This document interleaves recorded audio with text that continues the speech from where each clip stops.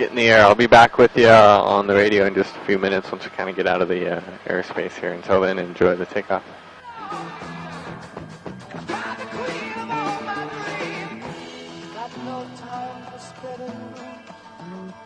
The time has come to be gone.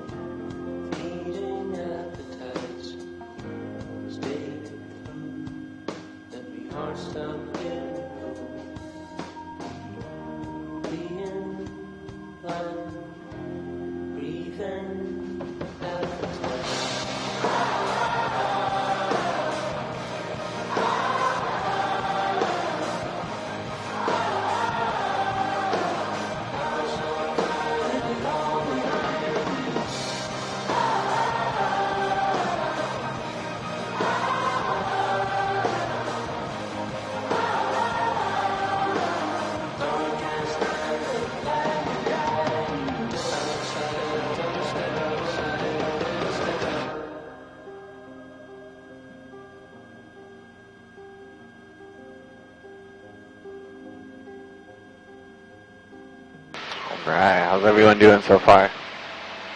Good. We got out of rainy Kahului. You can see it's pretty nice out here. We got really big waterfalls over on Molokai too from all the rain we've been getting. Usually we see one or two waterfalls on the flight. It'll be more than you can count this time. And we'll check out the north shore of the West Maui Mountains. We're going to cruise along the north shore of West Maui here on the way out to Molokai. And they call this the West Maui Mountains because when you look at it, it looks like a mountain range, but it's a volcano, just like the rest of Hawaii. It's just really old. Like when volcanoes get old, they get wrinkles. Their valleys are their wrinkles. So if you see lots of valleys, don't have to worry about any more eruptions. It's been like 1 million years since there's been an eruption on this side of the island.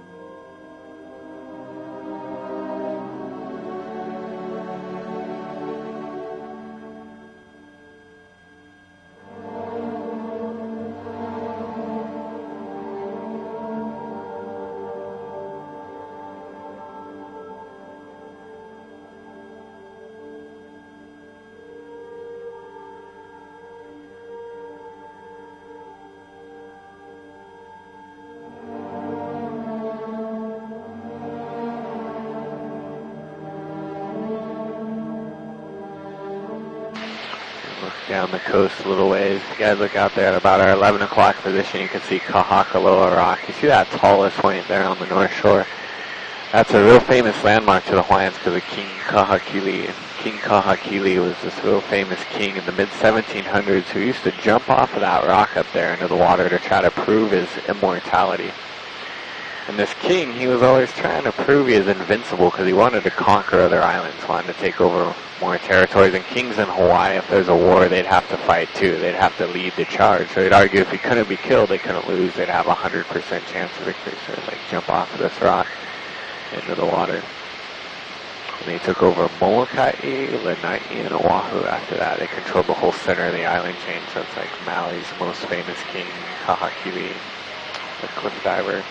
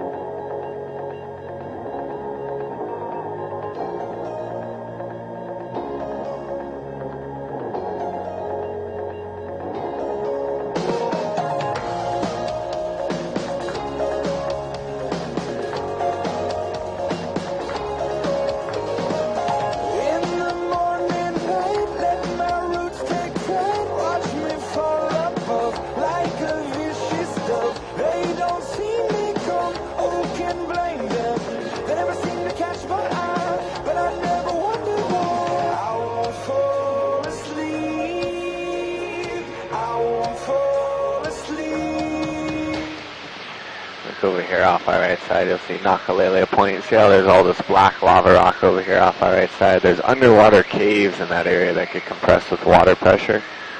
When the waves hit and you get blowholes, water will shoot up through the cracks in the lava rock. That's why you'll see all the cars parked alongside the road there, hiking down to the blowholes in Nakalele.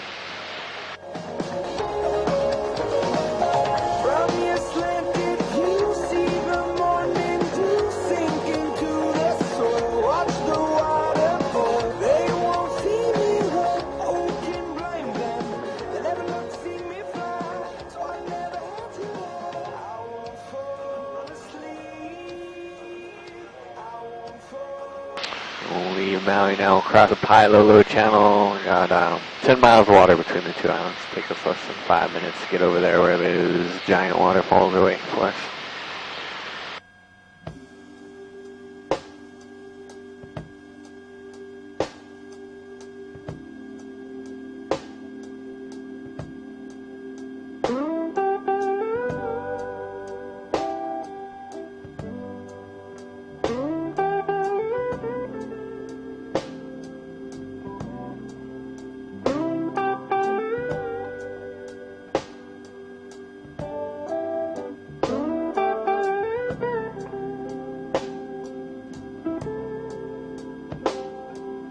Gravity is working against me, and gravity wants to bring me down. Oh, I'll never know what makes this man with all the love that his heart can stand. Dream of ways to throw it all away. Whoa, whoa, gravity. If you look down below us, you can see why they call this the Pailolo Channel. You got all these white caps, rougher seas down here. So Paia means fisherman, Lolo means you're not very smart. It's the channel of the dumb fishermen, basically. So you won't see too many fishing boats out here in this channel due to the windy conditions. We will get scuba divers, though. They'll cross the channel anyways. They'll take small boats across this channel from Maui to go out to Turtle Rock, which is that little rock island you'll see just in front of Molokai. They call it Turtle Rock because it looks like a sea turtle from the side, but it's a famous scuba diving site for hammerhead sharks. Those guys will like cross the channel and swim with sharks when they get out there. And shark diving is really cool and popular. There's different places around Maui too. You can go check them out.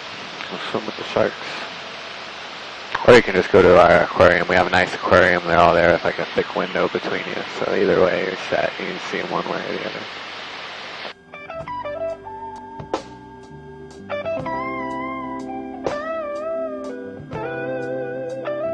Oh, twice as much ain't twice as good, and can't sustain like one half could.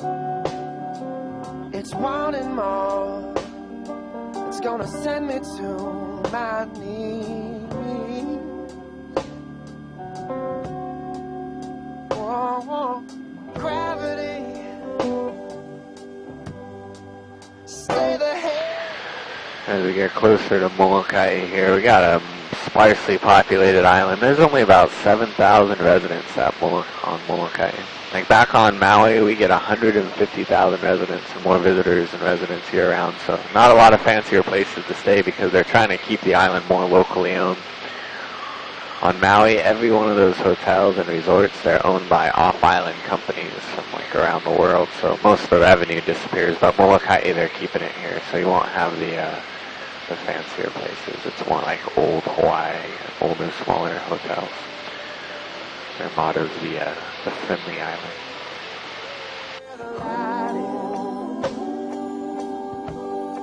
Come on, keep me wet, keep me wet, body.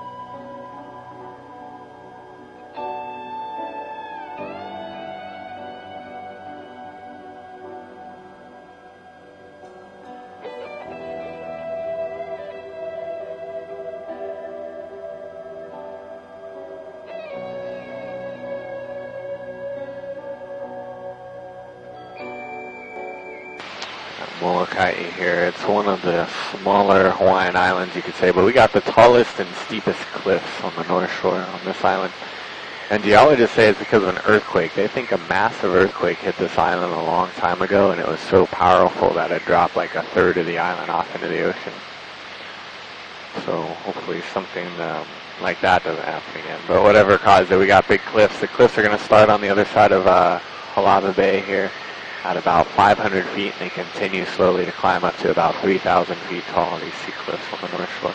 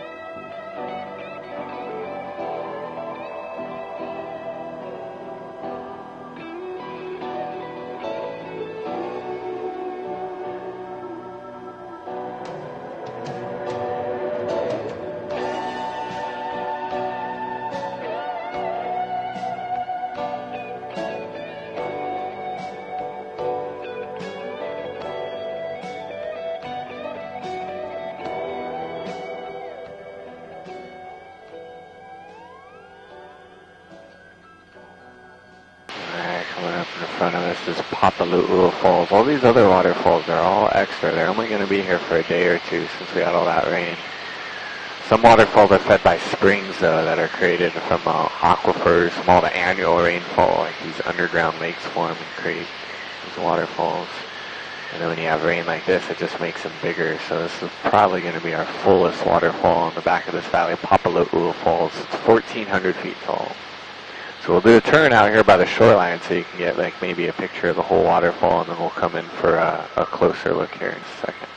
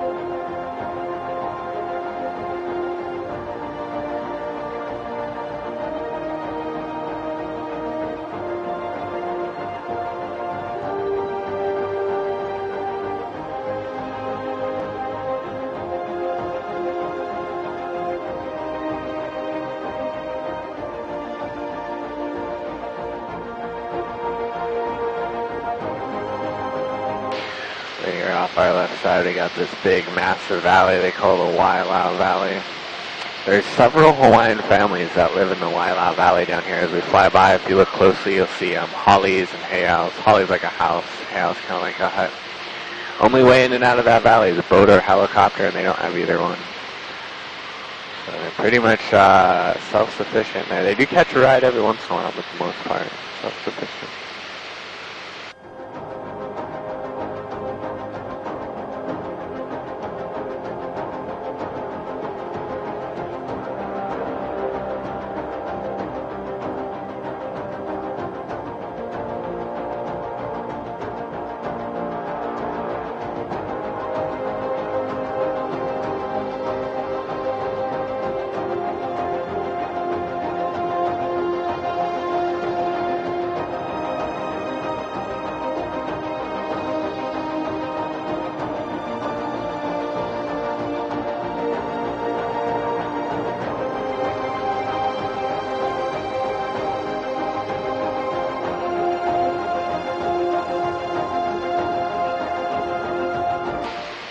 On the distance in front of us, you could see the Kalapapa Peninsula stretching out into the ocean out there. That's where the old leprosy colony was in the past.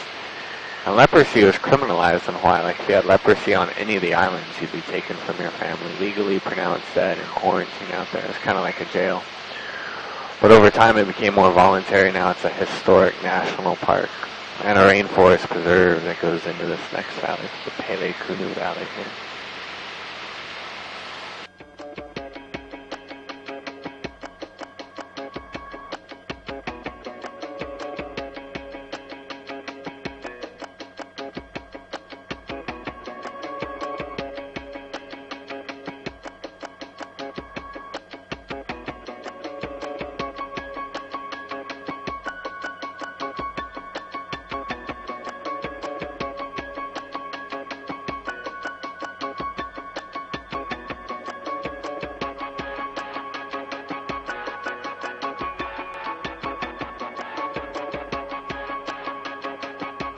You'll notice too how like offshore it's not really raining, but back in these valleys it's all full of rain. That's because the wind will blow a lot of moisture into these valleys.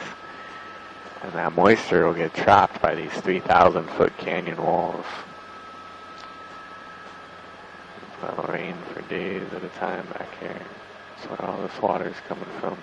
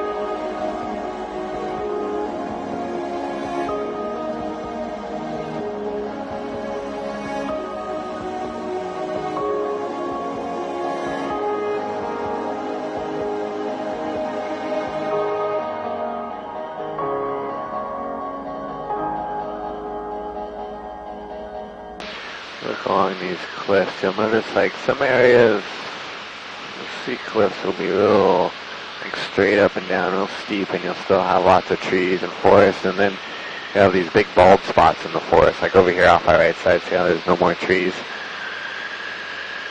And there's more and more of these bald spots down the coast as we head further east here. And that's because of mountain goats. Mountain goats are introduced to the island on the east side, and they graze these sea cliffs and they eat all the baby trees that sprout up, and when the older ones die off, there's like nothing left. All the younger trees have been eaten already.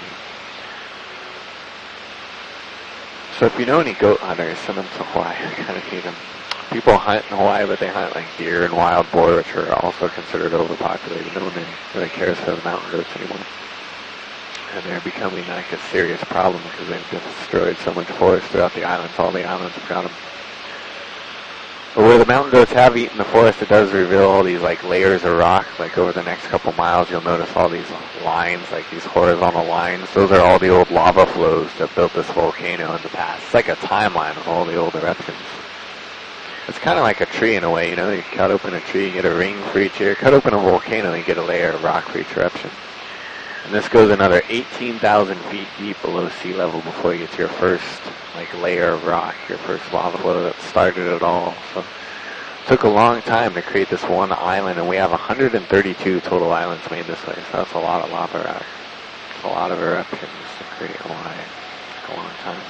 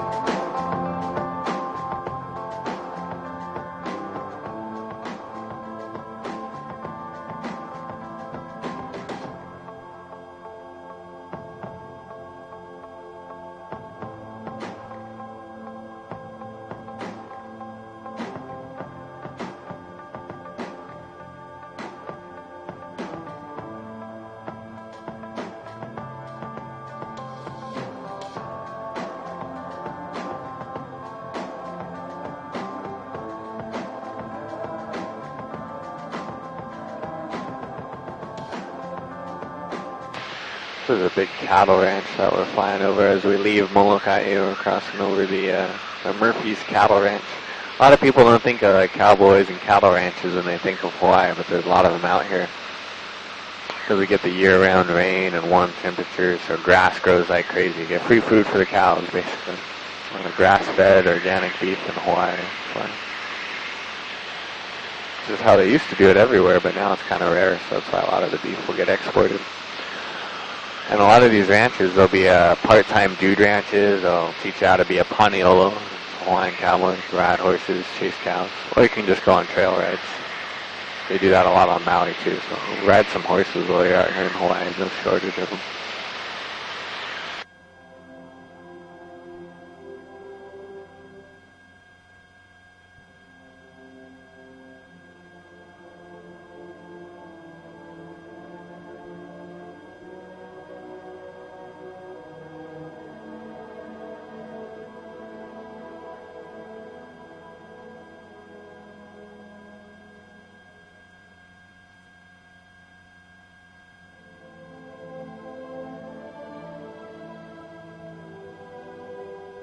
Out there through some of those scattered showers too, you'll see a little bit of Lanai out in the distance off our right side. We've got Maui in front of us, Lanai out there off our right, and Molokai behind us. And then between these islands we have relatively shallow water. Like most of this water off our right side is less than 1,000 feet deep. So geologists say that's a sign that this is a sunken island. They think Maui was like the size of the big island a long time ago. But over time it sunk basically down into the ocean. Water filled up the lower lying area. So you're looking at a sunken island according to the scientists. That's all who you ask though, really. The Hawaiians, they have a creation myth about this. They say the opposite. They say instead none of these islands are here to start. And then this kid was fishing with a magic fishing line, and he caught the island of Maui and was pulling it up out of the water when the line broke and it left the island partially submerged. So like they say, it never came all the way out.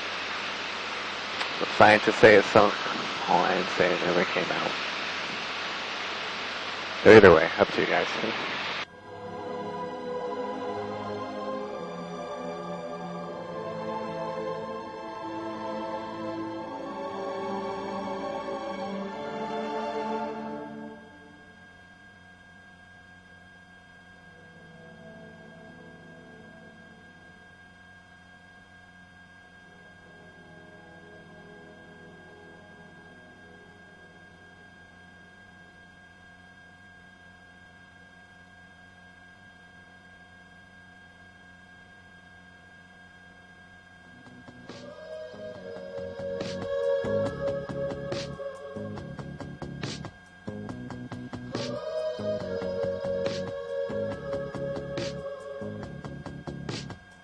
diving deeper, deeper for you.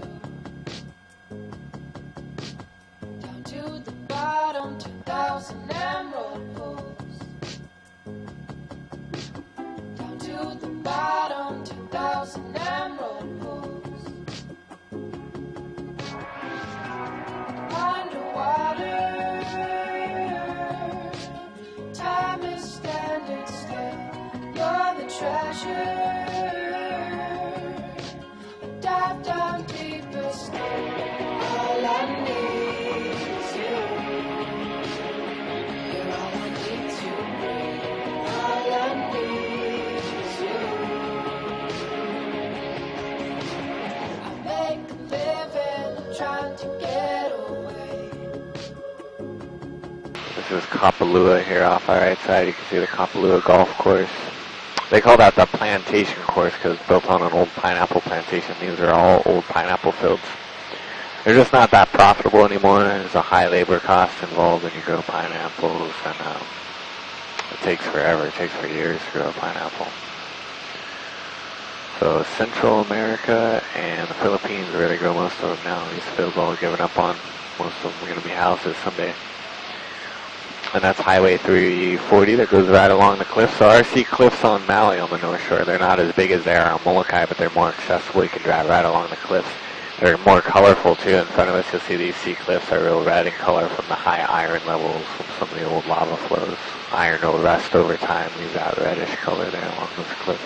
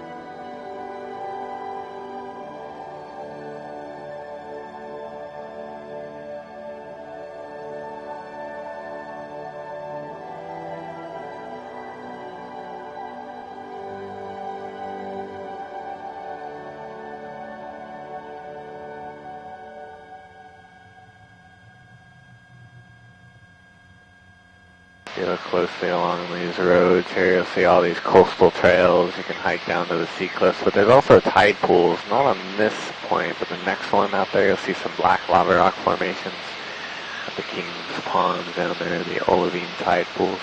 Also, coming from this direction, you'll see the rock in front of us that the king would jump off of that I told you about earlier, King Kahakaloa Rock. Well, there's a town called Kahakaloa, too. It's named after that rock, and it sits to the right of the rock in this little cove. And it's a cool little town. It hasn't grown that much in the last 100 years. So there's no, like, grocery stores or gas stations or anything.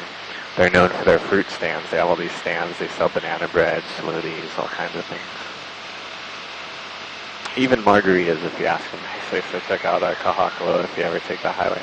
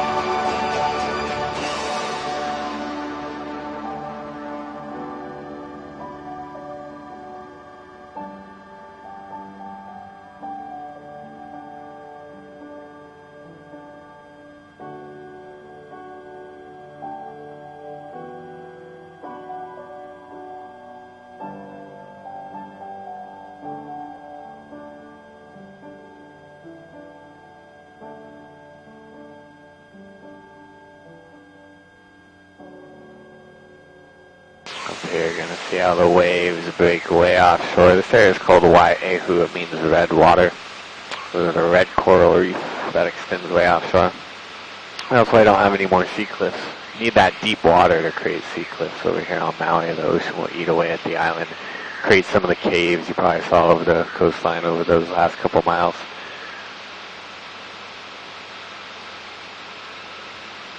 So it all depends on your water depth. Shallow water gives you big sandy beaches like this here in Wai'ehu, big coral reefs.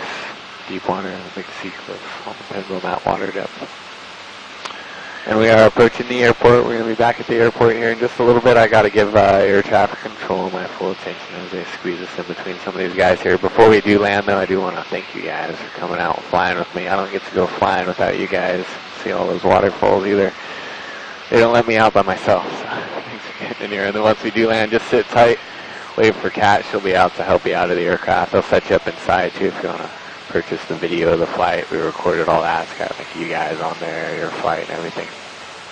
But I hope you guys enjoyed it. Thanks a lot for flying with me.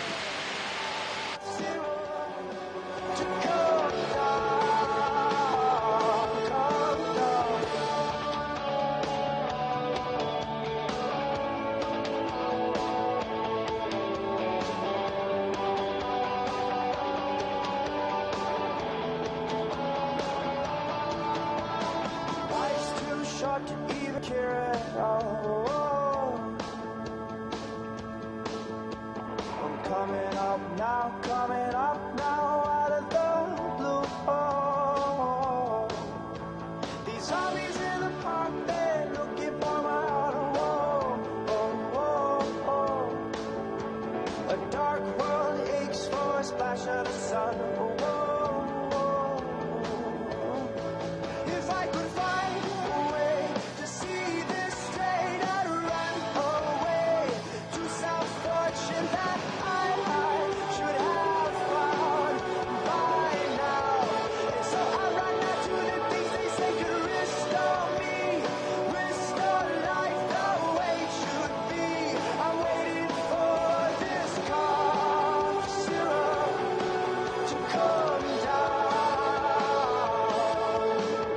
Life's too short to even care at all.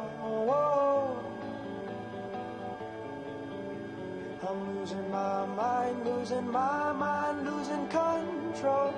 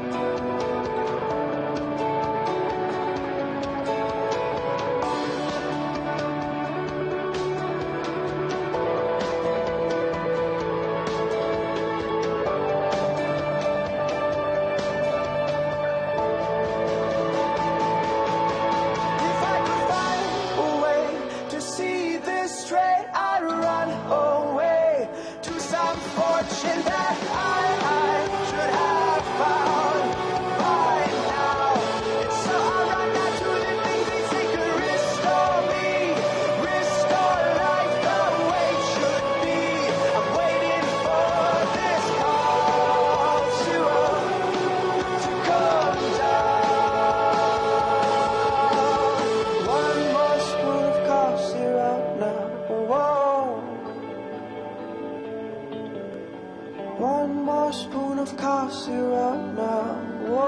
Alright, thanks again guys for coming out. Just sit tight, they'll be right over for you. You can take off your headsets and seatbelts if you want to.